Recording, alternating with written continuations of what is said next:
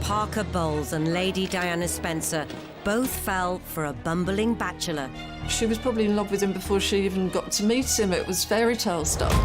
Each strived to spend as much time as they could with their Prince Charming. She had been with Prince Charles 13 or 14 days in total during the courtship. Apart from when Charles was on official duty, there was no time Camilla and Charles' relationship didn't continue. But with an aching chasm of age, experience and personalities between them, Charles said to her, just keep an eye on Diana and help her along the way, which is what Camilla did. their lives became interwoven throughout 2 tumultuous decades. I can't imagine that Camilla wasn't on Prince Charles's mind as he walked up and down the aisle. Often when it shouldn't. That's having cake and eating it. As royal commentators dispel the myth of the monarchy. They ended up with the king doing the conga round the staterooms of Buckingham Palace. Experts will break down key archive from crucial moments in royal history. It was a fairy tale created by the Grimm brothers. So prepare to discover what actually happens when blue blood runs red. What have you been doing in here all day? This is The Royals Revealed.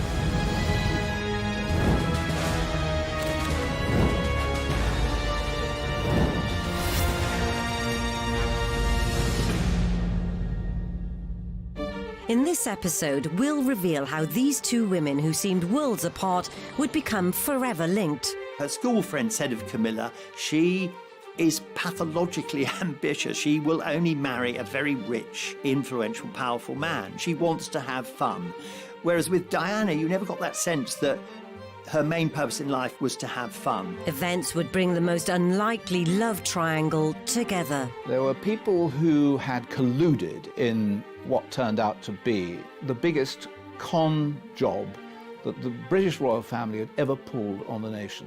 Everybody is emotionally engaged, but then there's this small distance around this one woman, Camilla. She's doing what I call meerkat body language. So you just get this lone woman looking up and just gazing very coldly, assessing her potential rival as she goes up the aisle. And how both women would go on to blow the monarchy wide open. "We are not in the business of hyping publications," was the only comment from Buckingham Palace this morning. Diana, her true story, looks certain to be on the way to the top of the bestsellers list. She felt that she was mischaracterised as this woman inside the royal family, and she wanted to express who she really was. The Camilla Gate tapes were virtually pornographic. I mean, for a member of the royal family to be saying the sort of things he says on the tape to a woman he was not married to was really extraordinary. But had the fuse already been set long before? Diana and Camilla are widely regarded as the epitome of chalk and cheese. There's often a comparison drawn between the type of person Diana was and the type of person Camilla is. Camilla was very down-to-earth, very jolly hockey sticks, smoked, drank, whereas Diana, she kind of thrived on the media coverage. It was pretty important to her. She was desperate to be noticed. There's this sense that Diana was regarded as very beautiful and alluring, whereas Camilla not as much. Camilla's quite a mothering influence, really, somebody with the confidence to buoy up and reassure Prince Charles, who's himself a very introspective, deep-thinking person. Diana, however, more of a fragile character in many regards. The love triangle began at the start of the 70s, when Charles was in his early 20s. Camilla used to go to the polo in the early 70s to follow her boyfriend, Andrew Parker Bowles, who was, at that stage, the great polo player of Great Britain. And Prince Charles, by comparison, was a very poor polo player. The young prince rides like a cowboy. In perfect coordination, lad and pony gallop goalward. Camilla was 16 months Charles's senior, and the young royal found her irresistible. He'd had a couple of relationships with girls after he'd come out of university, but he was sexually very inexperienced. The same cannot be said of Camilla. And I think that what he was looking for was someone to lead him up the golden path to happiness in the bedroom, and she did it for him. But fun in the bedroom wasn't their only shared passion. she loved the goons as well, so they had that in common. They had horses, they had humour, and if you've got a sense of humour in common, then you can go a long way with that. The thing about Camilla is she's not the sort of shy, retiring, innocent creature that Charles at some stage may have thought he should marry. She's free, she's easygoing, she's boisterous, she's fun, unfettered. And put her in a situation where she's coming across people who have to live a life that is drilled down, regimented, ordered, you have a script to live by. She's going to be dynamite to somebody like that. So whenever Charles mounted his trusty steed, Camilla would be right behind him. There was a queue of girls who wanted to become Prince Charles's girlfriend, but it was Camilla who got him. As well as their mutual appreciation for all things equine. They'd made an unlikely connection long before this famous snap was taken. The old story is that Camilla went up to Charles and said, "Your great-great-grandfather and my great-grandmother were lovers, so how about it?" So was being a mistress Camilla's destiny? Her great-great-grandmother was Alice Keppel, who was Edward VII's favourite mistress. I think that Camilla had studied the way that her great-grandmother had gone about remaining part of the royal circle, and she followed suit. So it's like history repeating itself. Diana and Charles too had a close family connection, as Charles had romanced Diana's sister, Sarah Spencer. I've heard it on good authority that Charles actually was really, really keen on her, but she wasn't so keen on him. I think she saw him as quite a weak man. So it'll come as no surprise, it wasn't long before the Sarah Spencer allegiance hit a slippery slope. She very famously said whether he was a dustman or the King of England, she wouldn't marry him. It may well be that that Charles moved on, as it were, to Diana because it was a sort of consolation prize. Had an idealised fascination with him. She had posters of him up on her wall. But the relationship between Camilla and Diana would become too close for comfort.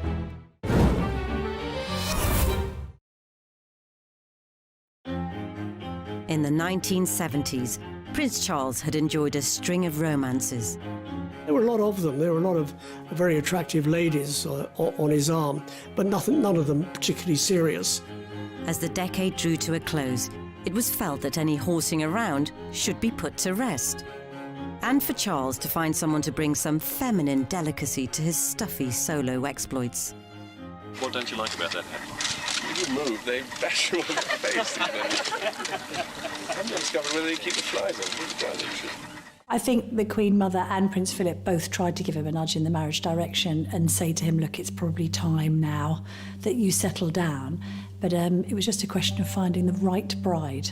He was also being attacked by the British press because he promised that by his 30th birthday he'd be married. That was a foolish mistake. He should never have said it. I think Camilla felt, she was a tough woman, but I think she was hurt at that time by knowing that the royal family just couldn't accept her because she wasn't young, she wasn't innocent. They were looking for a white, Anglo-Saxon, Protestant, aristocratic virgin, and somebody who would tick all those boxes. Charles fell hook, line and sinker for Camilla from the moment they first went to bed together, but she knew that she could never be a royal wife. By the time he came across Diana, he was getting pretty desperate. But when they had their first proper conversation, it was definitely not a time for flirtation. It was just after the honorary uncle, Lord Mountbatten, had been assassinated by the IRA, and Diana said to him how awful this was and how difficult it must have been for him at the funeral. Once she said that, he was all over her, like to use her phrase, like a bad rash. Lord Mountbatten actually played a very cynical role in Prince Charles's love life. On the one hand, he allowed his house at Broadlands to be used as a base for Charles and Camilla to go to bed together. On the other hand, he was using it as a place where Charles could meet other girls in the hope that sooner or later one of them would stick. And he was determined, if he possibly could, to have a hand in queen-making.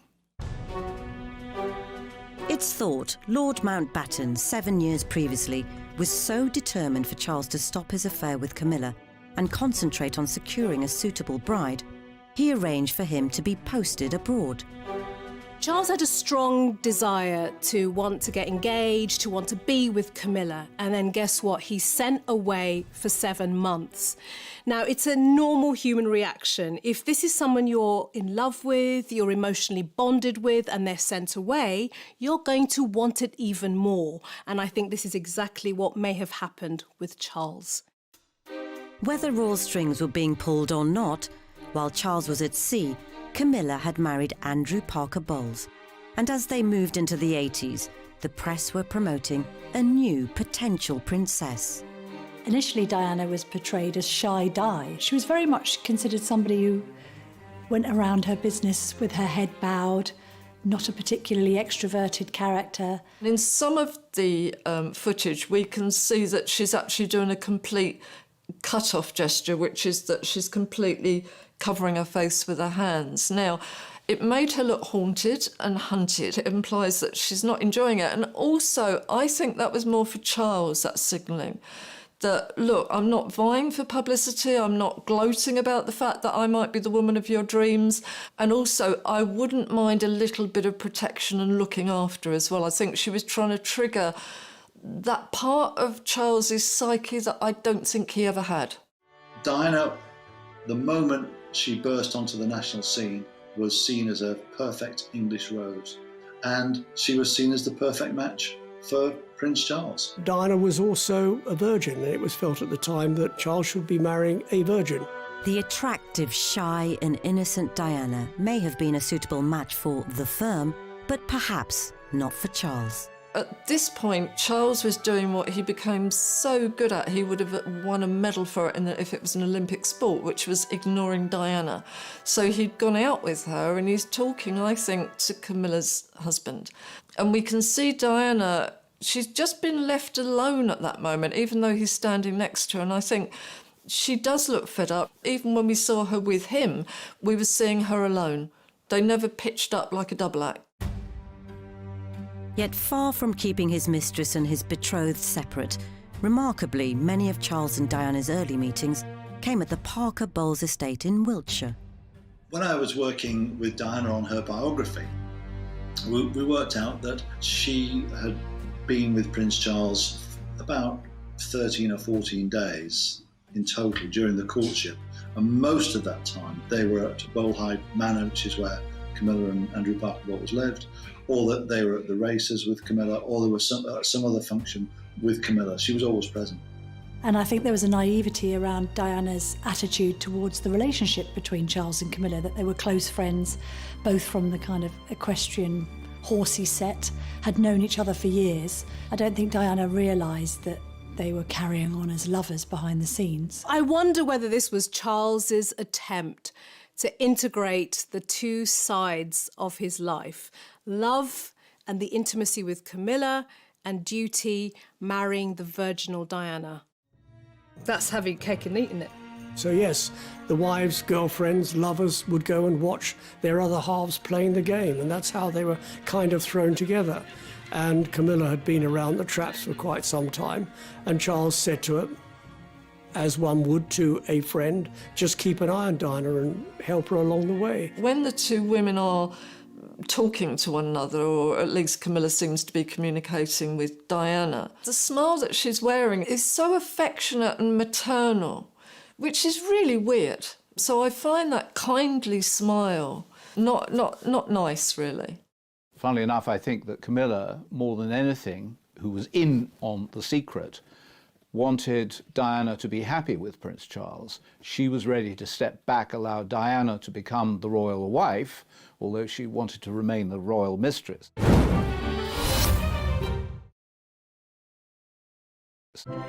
All eyes were on Diana as she attended her first official royal engagement. Apart, perhaps, from Charles's.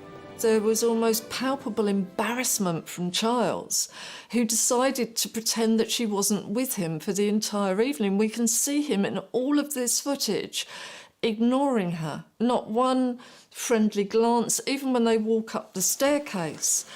He just glances in case she might trip, but he even puts his hand in his pocket on the side that she's on, which is a rejection gesture. It's kind of, I'm not going to touch you, I'm not really with you.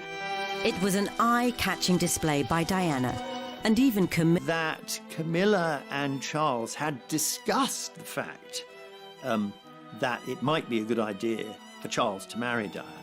If you were unkind, you would say that Camilla endorsed Diana because she thought she might be a bit of a walkover. What an incredible misreading of the situation that turned out to be. With Charles somewhat loafing on the matter of marriage, the other intimidating male influence on his life stepped in. Prince Philip sent Prince Charles a letter during the romance with Diana saying either ask her to marry him or let her go, because this kind of speculation is not good for her reputation in the future. So just make your mind up. Charles swiftly did his duty and popped the question. But even this special moment had Camilla's presence lingering all over it. Charles proposed to Diana at the Parker Bowles estate. Whether it was in the vegetable patch or the strawberry patch, I don't think anyone's absolutely sure. But I haven't seen it denied, and I've been told that that's certainly where it happened. Though the news was still to be announced, Charles had spilled the beans to Camilla, who'd somehow managed to leave a letter of congratulation in Diana's bedroom, saying how she couldn't wait to see the ring. Notes on pillows have to be convened by one of two people, either Prince Charles himself from Camilla or one of their closest aides. But second of all, I think the idea that Camilla had knowledge of this intimate moment ahead of anyone else must have served as a wake-up call to the fact that Charles was clearly treating Camilla as the ultimate confidant. She later complained about it and said that Camilla knew more about her movements and activities than she, Diana, knew herself. Quite clear what Camilla was doing when she put a letter on Diana's pillow. It was to find out what the lie of the land was like and how could she still see Prince Charles. It speaks volumes about the extent to which she is a woman who can control situations, who wants to control situations. And for Charles, that's the great appeal. Diana, she wasn't a woman of the world. She hadn't had any boyfriends, but that is about the sum total of her 19 years. And then all of a sudden she becomes engaged to Charles. In the obligatory interview that followed, Charles was hardly selling the notion he was smitten. At what point did you decide that this was the right lady for you? I mean, gradually. He was groaning and moaning and it was a gradual process, and for her it was instant. You know, she saw this man, she knew who he was, she was probably in love with him before she even got to meet him. It was fairy tale stuff. She was playing up to the cameras, she knew what her script was, she was ready to say, I am in love with this man and it's all going to be wonderful. But he, unfortunately, a man of some conscience, was thinking, Camilla's watching this. And did Charles's attempt to be tactile further betray his inner thoughts? It looked incredibly romantic in a way, but, you know, try it on yourself. Who strokes a finger downwards? It's not nice, it doesn't feel nice, it's not a reassuring gesture, it's almost a gesture of somebody who's never touched anybody else. You'd go sideways or you'd go from the knuckle up to the fingertip, not the other way. So even that must have felt quite weird for her, I'm afraid. And away from the uneasy hand stroking, Charles really put his foot in it. Can you find the words to sum up how you feel today, both of you? Difficult to find the right sort of word, isn't it, really? Just delighted and happy. And I'm amazed that she's been brave enough to take me on. And I suppose in love. Of course. Whatever in love means. Yes. Well, it obviously put your own means, interpretation. Obviously means two very happy people. Yes. Once again, congratulations. Well, from us, congratulations. Thank you very much. Very kind. That was the point, that her fairy tale marriage, you could see that it was a fairy tale created by the Grimm brothers. You know, it just collapsed, and you can see her face went down like that, his face went down like that. Was that the first sign that Diana looked across to the man who would be king, the man who would be her husband, and thought to herself, good grief, I may have made a dreadful mistake here? A few days later, as Charles departed for a trip down under, further signs emerged that all may not have been well.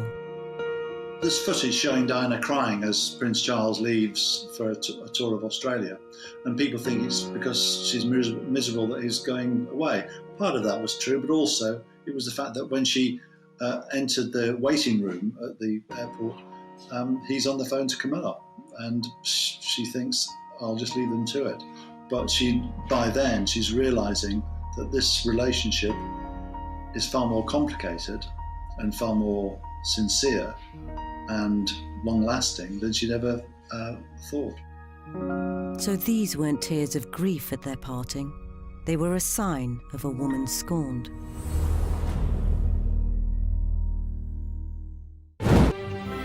Throughout early 1981, the UK was awash with excitement about the upcoming marriage of Prince Charles and Lady Diana Spencer. Why have you come here today? To try and get a glimpse of Diana and Charles. The nation was certainly gripped by wedding fever in the lead up to Charles and Diana's wedding, not least because it had followed the so-called winter of discontent. So to have something to celebrate at last in 1981, and also the making of this fairy tale with a proper fairy tale bride. But two people perhaps weren't in such high spirits, as Camilla strived to ascertain where she stood. Camilla and her other friends were assessing Diana, and Camilla is very intrigued to know whether Diana is going to hunt. And she says, no, she's not. And so Camilla was relieved about that. And that really was the fact that it meant that she still had an avenue to see Prince Charles on a regular basis. Meanwhile, Diana's suspicions of Camilla were also on the rise. I think that Diana was feeling a bit tender and a bit sore and a bit neglected as well by Prince Charles, because he was busy doing royal engagements. And then she comes across this bracelet that he ordered for Camilla. The discovery of the GF bracelet raised a lot of questions in Diana's mind. I think there was a sense that she knew automatically that it was for Camilla, found on Charles's assistant's desk as a present, really, a farewell present, if you like. But what did the GF stand for? Did it stand for Girl Friday, which suggested an intimate relationship between Charles and Camilla? Some say it might have stood for their nicknames for each other, Fred and Gladys, although it was never confirmed what the initials meant. I think for Diana, what it may have triggered was an earlier wound about abandonment. I mean, this is a girl who would have experienced her own parents' divorce. This is a person who was sent off to boarding school when she was little. A lot of separation anxiety, a lot of abandonment issues may have been re-triggered in that, because she would have felt, here I am on the outside looking in. I'm not part of this relationship. Something is going on, and I don't feel loved in this particular situation. The battle over the bracelet made Diana consider pulling out of the wedding. She said to her sisters, I just can't go through with this. And they said to her very famously now, too late Dutch, which is their nickname for her, your face is on the tea towels now, so you can't chicken out. Curiously, at the same moment, Charles was saying to Camilla, I can't go through with this. Both of them realised it was a mistake. And Diana, particularly because she was young, because she was volatile, was taking it worse than Charles was. But outwardly, at least, they needed to try and keep up appearances. I had tea with them 2 days before the wedding, just the three of us, and they seemed besotted with each other. If Diana looked downbeat on the commemorative towel, she'd be positively fuming at what happened next. Apart from when Charles was on official duty, there was no time during which Camilla and Charles' relationship didn't continue. And I would go so far as to say right up to Charles's wedding to Diana. As proceedings got underway, one half of the wedding party were supremely relaxed. Having been the crusty old bachelor, he hadn't been very interesting to either the press or the public, or very popular, until he decided to get married. And then suddenly he'd shot up to #1 in the royal family as people loved him, they cheered him. He probably hadn't noticed that they probably weren't cheering him, actually, but as long as he was near Diana, he could think it was for him. Charles and Diana will forget everyone except each other as they take the vows to love each other in sickness and in health, for better, for worse. I can't imagine that Camilla wasn't on Prince Charles's mind as he walked up and down the aisle. A little look to each side, possibly not a moment for recognising faces. Diana, too, was taking in all her surroundings, and there may have been an unwanted sight in her peripheral vision. Think about it from a relationship point of view. You know, getting married to the man of your dreams and his ex is in pew number 17. That would have affected her emotionally. Everybody is emotionally engaged, but then there's this small distance around this one woman, Camilla. She's doing what I call meerkat body language. So you just get this lone woman looking up and just gazing very coldly, assessing her potential rival as she goes up the aisle. There were people who had colluded in what turned out to be a dreadful, dreadful historical mistake. And they included the Prime Minister, Margaret Thatcher, who'd been told that Diana didn't want to get married. And the Archbishop of Canterbury, Robert Runcie, who not only had been told that she didn't want to get married, but that Charles didn't want to get married. And yet he, the head of the Church of England, presided over what was the biggest con job that the British royal family had ever pulled on the nation. As they traipsed back down the aisle, now man and wife, the congregation scanning continued, with Charles slowly walking into a future without his mistress, or so we all thought. So having initially been optimistic about Charles shaking her off, because they now were married and wanted to start a family, I think Diana quickly realised that she'd been rather naive in that assumption. For her part, Camilla did her best not to become unwanted baggage. From the outside, it's certainly true that Camilla didn't appear with Charles. She gave them a chance, or she appeared to give them a chance. And I think that would have been really tough for her. She looks a bit of a lost soul at the wedding. She even made way for Diana as Charles's #1 polo fan. 2 years ago, the princess couldn't stand polo, but today she didn't seem to mind. That's marriage for you. I think in the immediate aftermath of the wedding, things settled down and relations between Charles and Diana and the Parker Bowleses were cordial, because I think there was a degree of separation between Charles and Camilla, which meant that Diana could actually start to enjoy her marriage. I have spoken to people who know, and they insist that almost from the beginning, there was an unease between Charles and Diana. They had the children because they were under pressure to have children for dynastic reasons. It's a very difficult role, not only to be a wife to the heir to the throne, a mother to the heir and spare, but also to be a working royal and in support of the Queen. So he was pretty proud of her.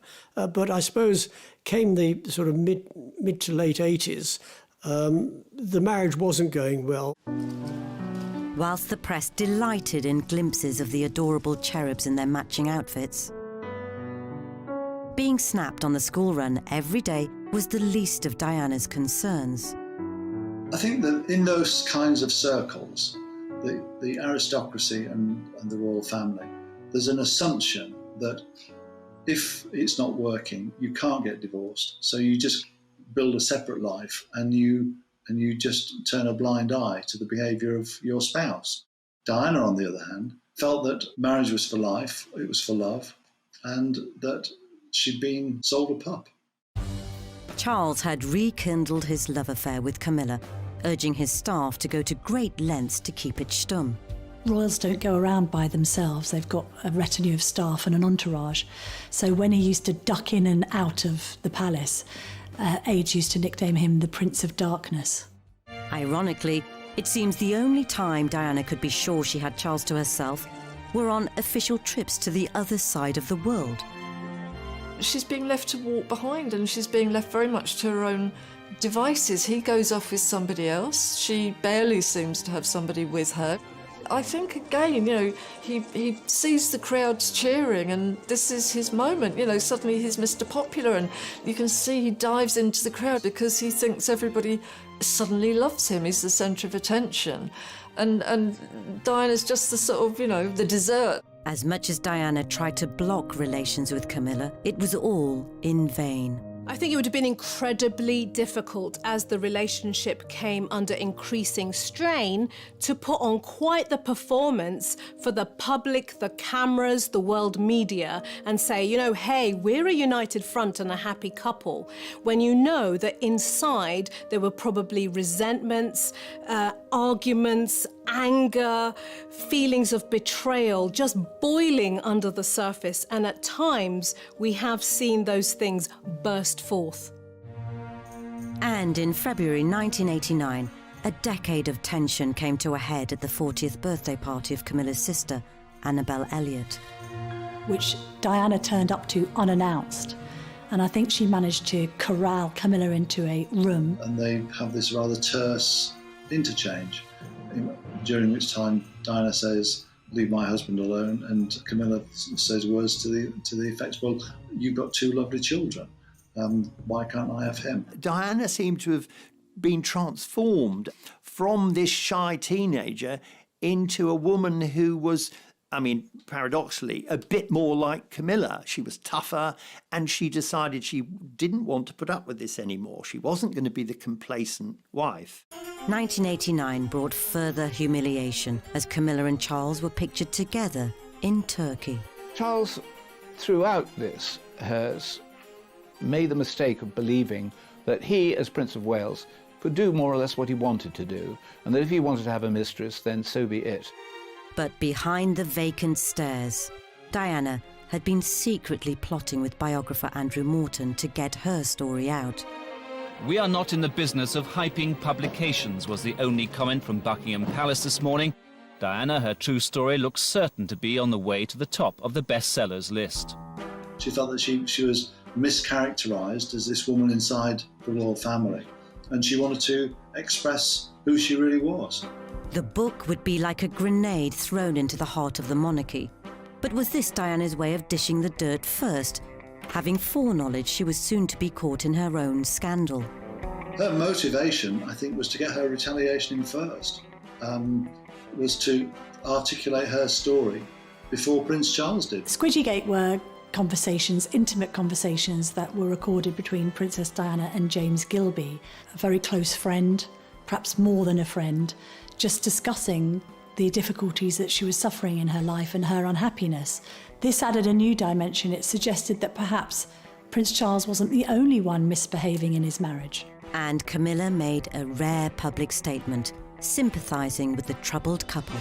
It was reported that she had acted in total ignorance of news of the breakdown of Charles and Diana's marriage and said that she knew no more than the average person on the street, although, of course, that was later proved to be complete and utter nonsense. That proof came in the form of her own phone tape scandal, of salacious sweet nothings with the heir. The Camillagate tapes were virtually pornographic. For a member of the royal family to be saying the sort of things he says on the tape to a woman he was not married to was really extraordinary. The transcript of the alleged sexy talk first appeared in the Rupert Murdoch-owned Australian New Idea magazine, though the UK papers were unusually reticent to go full guns blazing with the scoop. We have taken the decision today not to publish the full transcript of the Camillagate tapes. A Murdoch-backed paper were the ones to finally break rank. It was only a matter of time before the tabloids printed what's been circulating in private for days, the full transcript of an alleged conversation between the Prince of Wales and Camilla Parker Bowles. And now, everyone in the UK could collectively squirm at the juicy details. There's a moment in the tape where Camilla turns around and says, "Well, I've never done anything in my life." And he says something along the lines of, "Well, you have done something, you've loved me." As if that's enough to make Camilla's life complete. For Camilla, she would have gone from having a discreet, private relationship with Charles, out of the headlines, below the radar, to suddenly being in the heat of the spotlight. And then, of course, there's the tampon moment, which will go down in history as one of the royals' most embarrassing moments. This idea that Charles loved Camilla so much that he would be willing to be her Tampax. With a nation now reeling from words they could not unsee, the War of the Waleses was in full swing. Princess Diana might have been a young and naive girl when she entered the royal family. But by the time she left it, the whole institution wondered what to do next. The War of the Waleses had been a bitter battle. After Charles and Diana both aired their dirty laundry so publicly, the Queen stepped in to push the divorce proceedings. The effect of the War of the Waleses on Camilla was catastrophic because it cast her as the Scarlet Woman. She really was regarded as the lowest of the low at that point. Camilla's love for Charles must have been such that she was able to stand by her man. She must also be incredibly emotionally resilient to cope with being thrust into the spotlight as the mistress, as the bad guy in this story. And I think it's testament to her character that she was able to withstand that. So, the woman with a love of hunting had become the hunted. With the media dispatched to a remote corner of Wiltshire, to the annoyance of Andrew Parker Bowles and a defiantly gesticulating Camilla. She was in great distress. The one thing you can say about Camilla is that she has an amazing backbone and that she was always going to be able to survive in a way that fragile Diana found it much more difficult to survive. But at that time, suddenly, Camilla became the victim, not Diana. And I think very wisely during the War of the Waleses, she realised that no good could possibly come of her trying to explain her position. The Parker Bowles' marriage was also left in tatters. They divorced in 1995, saying they no longer had anything in common. The spotlight which suddenly shone upon Charles and Camilla, you would think would put an end to the relationship, that frightened they would run away from it, that Charles would realise that his duty was to stay with his wife, Diana. In fact, what it did was it forged the bond between them and made their relationship that much stronger. By late August 1996, Charles and Diana had divorced. And the now officially unburdened heir began campaigning to turn the public perception of Camilla around. There are a number of strategic errors made by both Charles and his supporting team during the following years. And something, I think, which the Queen felt very uncomfortable about. I think that she thought that it would be much better if they maintained separate lives, separate houses, of course continue their relationship. She understood that relationship, but I think she wanted nothing that was going to rock the royal boat. To her credit, Camilla never went on the offensive. I think it is commendable that Camilla never really fought back. Camilla, over the years, has sacrificed so much for the love of Prince Charles, really. She could have gone out all guns blazing. She decided to take a step back and just accept her fate. Meanwhile, Diana had started dating Dodi Al-Fayed.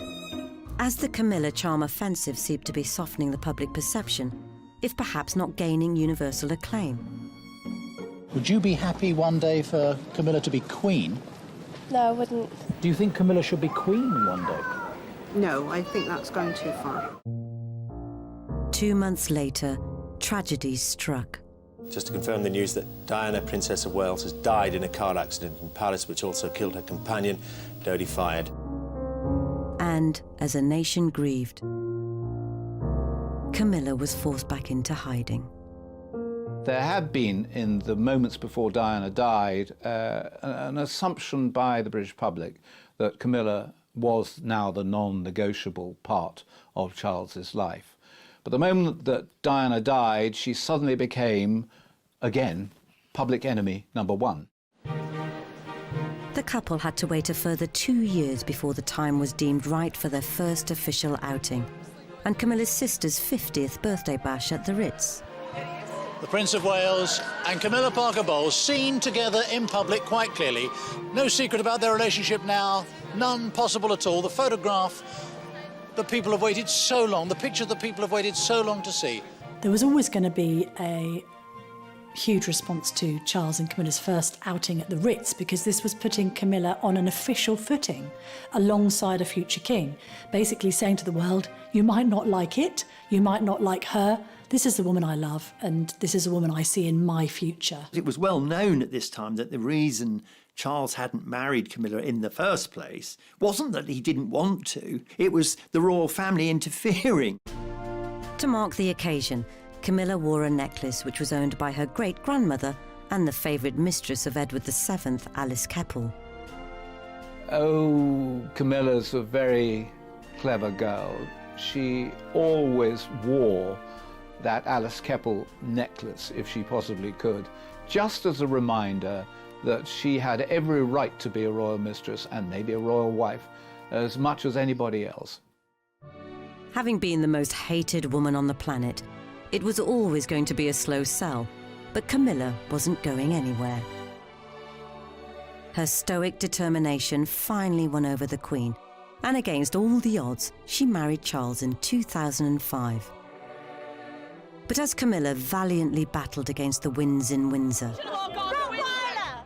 a nasty storm was kicking up outside Kensington Palace. I disapprove of this marriage today. I disapprove of the way Charles and Camilla treated Diana. It was despicable. Fortunately for Camilla, the naysayers' bark didn't have too much bite, and over the last 15 years, she's become part of the establishment in her own right.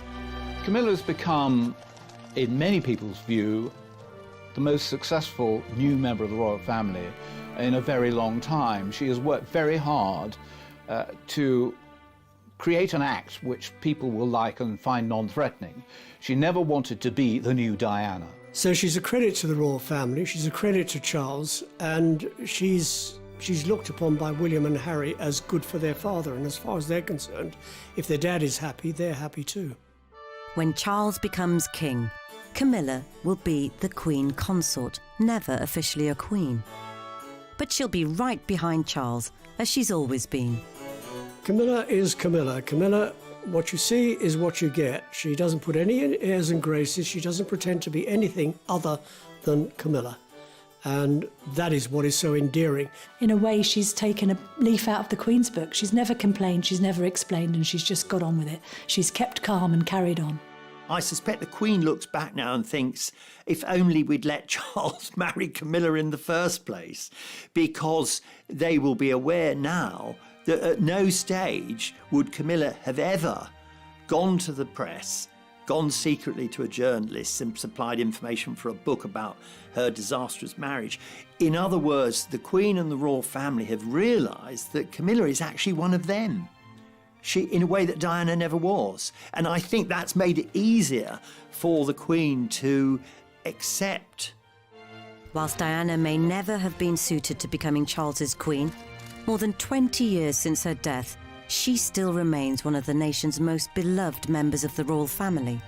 And though Camilla might not ascend to the same levels of popularity, there's no doubt affection towards her continues to grow as we approach the time when her husband becomes king.